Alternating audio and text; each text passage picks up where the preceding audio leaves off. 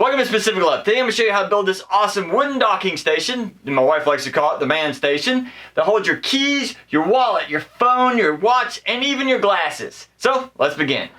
Now for this project, I'm going to stick with a 1x4x8. Now this has already been pre-cut from the factory. It has sharp edges, so all of this glue up and all this cutting should be relatively easy. Let's do this. Now I'm going to need 3 pieces at roughly 8.5 inches, so let's cut those. Now that we have these cut out, I'm going to glue them up edge to edge, and that way we can have a nice wide board here when everything's together. And we're just going to clamp these together and give them some time to dry. Now remember, it's also a good idea to alternate your grain so there's less likely for warping. Now while those pieces are drying, I'm going to be cutting out 2 more pieces. These are going to be at 7 inches, and this is going to be the back flat piece that kind of protrudes to the front just a little bit.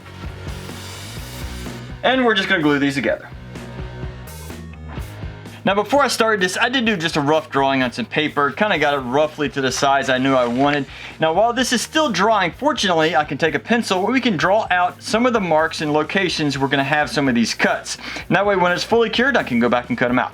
Now the piece that's coming through is going to be 2 boards, which will be roughly 7 inches. So since this is roughly 10.5, we need to come in 1 3/4 inches on each side and make a mark. Then just connect the lines so you know exactly where you're going to cut. Once you have everything drawn out, it's a good idea to go back and put some X's over the places you're going to cut out so you don't accidentally cut out the wrong thing.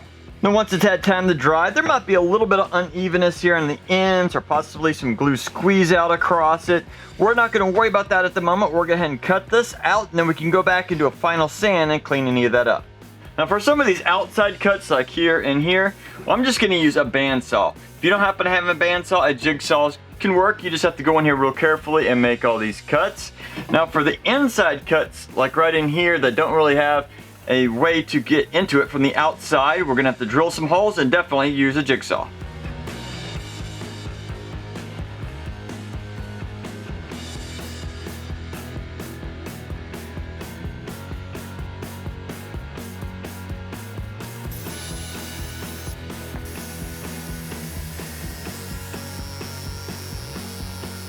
Now normally I would take a sander and try and sand out some of these edges, but since it's real tight in here, this sander is not going to work.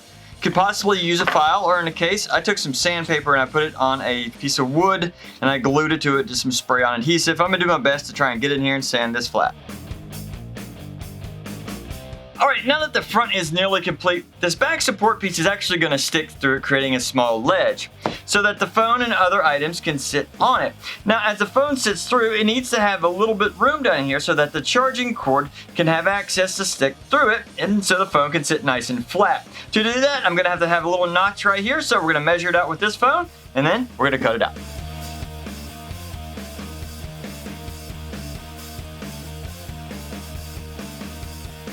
Now to smooth out all these corners, I'm going to try and go over everything with a router, with a round over bit, just so I can get a little bit easier to the touch and it won't look so industrial, look a little bit softer and possibly thinner on the wood.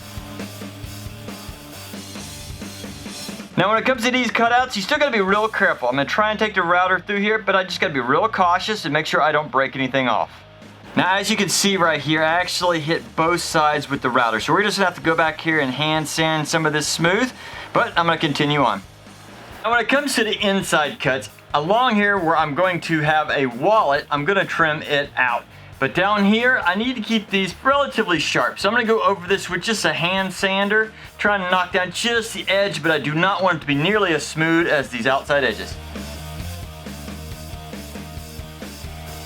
Now before I go any further, I almost forgot that I wanted to put a peg sticking out here of the front. So I have a mark. I just put a little divot in there, and I'm going to take this over to the drill press to drill this out. If you don't have a drill press, you can easily do it with a hand drill if you're real careful. Now before I router around the back side, I'm going to take a hand sander and just try to remove some of this excess glue. Now once you have everything sanded and routed out, you can easily go over it with just a palm sander to try and get any rough edges out. Now depending on how well of a fit you can get between the hole and your peg, sometimes you might be able to get really nice tight fit and it fits in there very snug. But if by chance it does not and it's a little bit loose, you can always add a little bit of wood glue. Now in this case, we're going to come up about 1 inch off the wood and we're going to cut that piece. And if you can do this without having to use glue, you can always remove it in the future. Now, before I add some beautiful stain on here, let me show you exactly how this works. On this side, I have 2 nice hooks for your sets of keys. Over here, I have a great spot for your watch, and that peg works great for your reading glasses. Now, to get the wood to match your decor, you can easily stain the wood. I'm going to be using traditional cherry.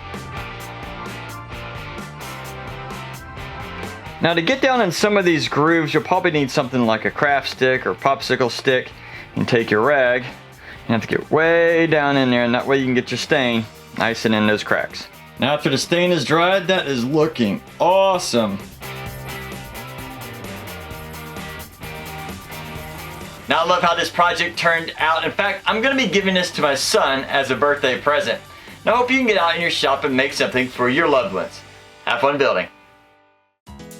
Like your phone, your glasses, and... well, let me start again. Docking... I have to replace the battery. Docking station?